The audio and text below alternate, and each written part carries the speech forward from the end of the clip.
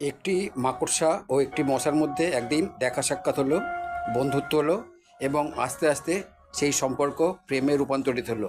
তারপর তারা বৈবাহিক সম্পর্ক তৈরি করার জন্য তাদের পরিবারকে জানালো, কিন্তু দুটি পরিবারের কেউই রাজি হলো না এই রক্ষক ভক্ষকের নতুন সম্পর্ক তৈরিতে।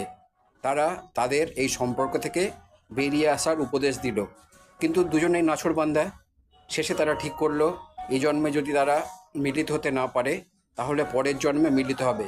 এই ভেবে একে অপরকে আলিঙ্গন করে নিচে ঝাঁপ দিল, কিন্তু মশার শরীরের গন্ধে মাকড়সা আর নিজেকে ঠিক রাখতে পারলো না।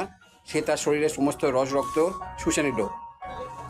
মশার নিথর দেহ নিচে পড়ে গেল, আর মাকড়সা তার জাল বিস্তার করে অন্য জায়গায় পালিয়ে গেল। তাদের স্বাদ আর পূর্ণ হলো না।